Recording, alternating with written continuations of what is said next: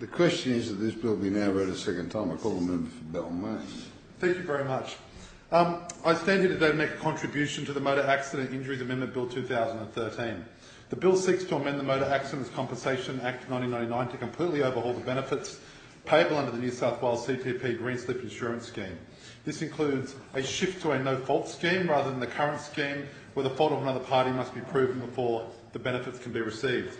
The changes will substantially reduce the benefits for 88 to 90% of injured persons of people who are presently entitled to claim compensation. It does this by providing that people are only entitled to medical expenses, a wage loss after 5 years if they are assessed as being greater than 10% WPI. On figures provided by the Motor Accidents Authority, 10 to 12% of all current claimants receive a WPI of greater than 10%. The new scheme will also not allow the recovery of legal costs for statutory benefits claims, meaning many or most people in the scheme will not be legally represented. They will in effect be forced to negotiate on their own against well-resourced insurance companies. None of the proposed changes will address the key cause for the high green slip insurance, which is the billions of dollars, almost 20% of all premiums paid since 2002, that have been siphoned off in insurers' profits. And I'll be addressing this matter in particular about the profits of the insurance industry who have been gouging and profiteering from this CTP system. And the facts demonstrate this. The most significant determinant of the cost of the CTP premiums is not whether the scheme is fault or no fault. No one's arguing that. The evidence demonstrates clearly that the most significant determination of the cost of a CTP premium is not whether it's fault or no fault, but rather whether or not the scheme is publicly or privately underwritten and managed. Nationally, the average cost of CTP premiums as a percentage of average weekly earnings is 25% of AWE for schemes that are publicly underwritten and managed, compared to 32% AWE for schemes that are privately managed. The fact is simply and inexplicably ignored by the government's discussion paper. If the government was serious about reducing premiums, it would closely consider government management and underwriting of the scheme, such as occurs in WA, Tasmania, Victoria and the Northern Territory, and deliver the inevitable savings from such a scheme directly to motorists. One of the most obvious benefits of this approach would be the return of the average of almost 20% of premiums currently gouged by private insurers as profits back to the motorist, either as a reduction in green slip prices or as additional statutory no-fault benefits. In the submissions of the Greens into this matter, we outlined the excessive insurance company profits, and I want to address some facts here that are included in the documentation. When considering the scheme efficiency, much is made of the 12% of costs which are attributed to legal and investigation costs. That's the spin that the government's saying, 12% of costs is legal and investigation, it's massive. These costs are being used as justification for a move towards a no-fault scheme. Less time and consideration is devoted to the almost 20% of total costs that insurers' profits have amounted for over time, together with the 16% cost paid to private insurers to manage the scheme.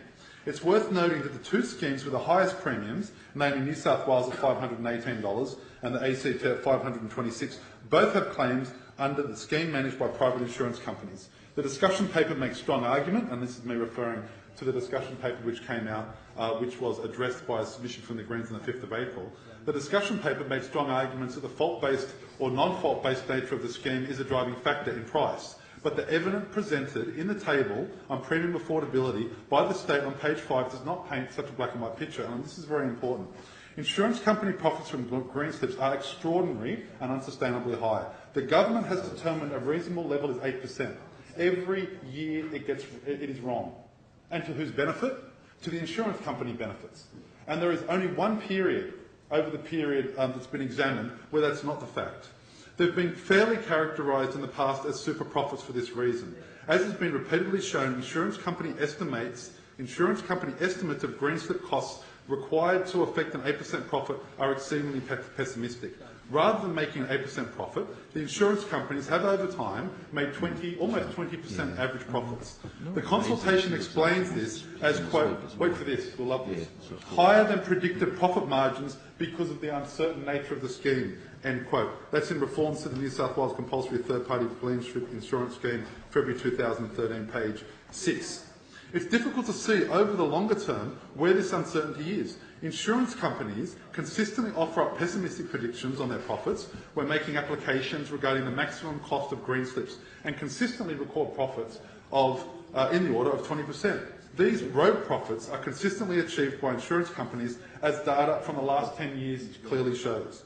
And the government has not addressed this. The data does demonstrate these super profits.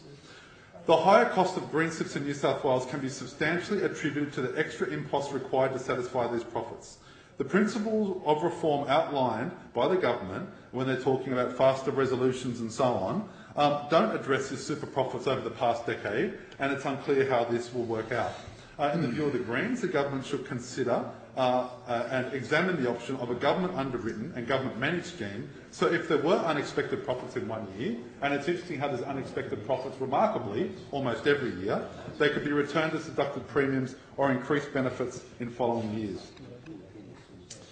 The Greens do not support the proposed changes to the New South Wales CTP Green Slip insurance scheme because we know these changes will not work substantially to address the underlying causes of cost increases, and the changes will of course deliver substantial cuts in benefits received by many injured road users. Not only will benefits be cut, but the poor design of the scheme will almost certainly not affect premiums as the government claims over time. As I've outlined, one of the main cost drivers in the scheme, billions of dollars in insurer profits, have not been touched with this proposal. If passed, these laws will drastically reduce the lump sum and income report payments to thousands of people injured every year on our roads. The government's ongoing protection of the insurance industry super profits in this scheme is going to continue to mean what? That motorists pay more for less coverage, and this is simply not acceptable. The government's claiming quicker, cheaper, lawyer-free scheme is actually a quicker scheme than the government promises, is achieved by having no consideration of how injuries will impact your life. It's cheaper, it's been delivered through drastically reducing the benefits of many of the people injured on roads, and it removes lawyers from the scheme, meaning people have means no help for individuals when negotiating against the insurance company. We do recognise, and I think it's important to note, that the move to a no-fault scheme will mean that some 6,000 injured people who are not currently covered will receive some access to benefits. That's a positive. It will also mean a shift towards a less adversarial system, though I note that it will continue to be in the interest of the insurance company to try and avoid claims where possible, and it doesn't justify the significant reductions in the entitlements which have been included in this proposed bill. It should be noted there are already in place a no-fault scheme, which is a lifetime parent support scheme for those who are catastrophically injured, and of course it doesn't change that existing situation. It's important that this House considers other options. The government management, as we know, underwriting in the scheme occurs in WA, Tasmania, Victoria and NT, and it constantly delivers cheaper premiums than private schemes. And we've seen the huge super profits made by the insurance industry, and if the government's thinking about clawing back money from anywhere, they, instead of clawing it back from injured motorists, they should claw it back from the insurance industry, who, despite the goal of returning only 8% per annum, on average over time, we're seeing 20% of premiums gouged by the insurance industry, which is not being returned to motorists. So I will not be supporting this bill, and I encourage other members of the House to oppose. Question.